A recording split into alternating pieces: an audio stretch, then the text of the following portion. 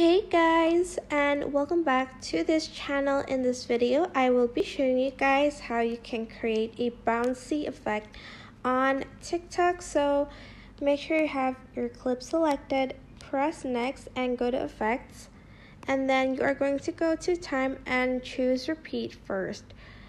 Then after that you are going to go to visual, and then you are going to press zoom on the clip that has been repeated.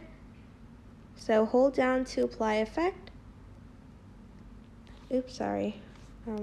Let's go back.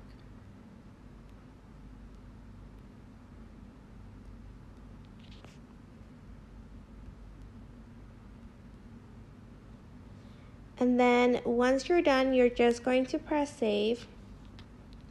And here's the final result. As you can see, the clip has a bouncy sort of effect.